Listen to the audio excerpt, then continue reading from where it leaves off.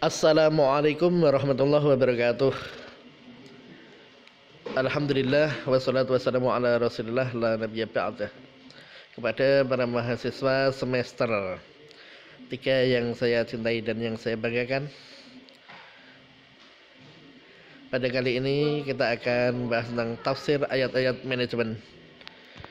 Saya akan mengampu mata kuliah tafsir ayat-ayat manajemen bersama saya Mas Rofi'i MPDI. Materi yang akan kita tempuh dalam semester ini, tafsir ayat-ayat manajemen. Pertama, konsep dasar ilmu tafsir. 2, tipologi dan metode tafsir Al-Quran. 3, kepemimpinan perspektif Al-Quran. 4, manajemen SDM perspektif Al-Quran. 5, manajemen perspektif Al-Quran. 6, perencanaan perspektif Al-Quran. 7, pengorganisasian perspektif Al-Quran. 8, motivasi perspektif Al-Quran. Dan 9, pengawasan perspektif Al-Quran. Konsep dasar ilmu tafsir. Tafsir bisa diartikan dengan penjelasan atau penampakan.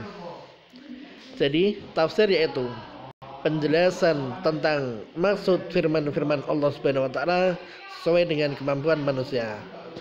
Ini seperti yang ditulis oleh Muhammad Quraish Shihab. Kemudian ada istilah takwil, merupakan penjelasan makna Al-Quran bukan dari arti tekstual tetapi lebih konstekstual agar mudah dipahami oleh pembaca. Jadi takwil itu mengembalikan makna ayat Al-Quran kepada apa yang dikehendakinya. Kemudian terjemah berarti menerjemahkan atau menafsirkan atau menerangkan.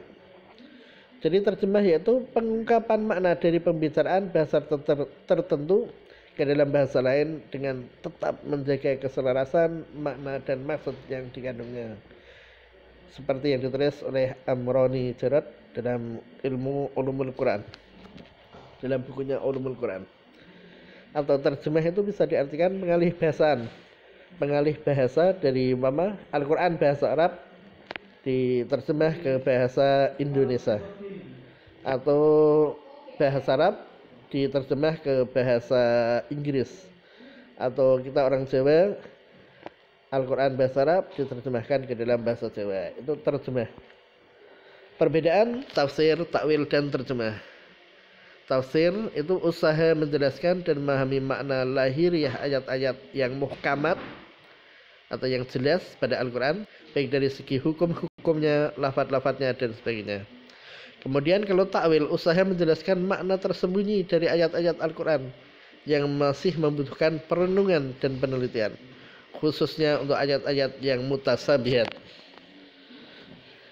Kemudian kalau terjemah, usaha mengalihkan bahasa ke bahasa lain, misalnya bahasa Arab ke bahasa Indonesia. Ulama Indonesia, penulis kitab-kitab tafsir, para ulama Nusantara, penyusun kitab-kitab tafsir, misalnya nomor 1, Syekh Nawawi Al-Bantuni. Beliau menulis tafsir Marohul Labid atau tafsir Munir. Beliau hidup di Arab Saudi atau di Mekah dan dimakamkan di Mekah. Kemudian yang kedua ada Ahmad Hasan, tafsir Al-Furqan. Yang ketiga ada Mahmud Yunus yang menulis tafsir Al-Quranul Karim. Kemudian yang keempat Hasbi As-Siddiqi, penulis tafsir An-Nur dan tafsir Al-Bayan. Yang kelima Buya Hamka, penulis tafsir Al-Azhar. Keenam Bisri Mustafa dari Rembang yang menulis kitab tafsir Al-Ibris, ini dalam bahasa Jawa. Kemudian yang ketujuh ada Quraish Shihab yang menulis tafsir Al-Isbah. Kemudian contoh takwil. Takwil berarti memalingkan makna ayat kepada makna yang lebih kuat dari makna yang tampak saja.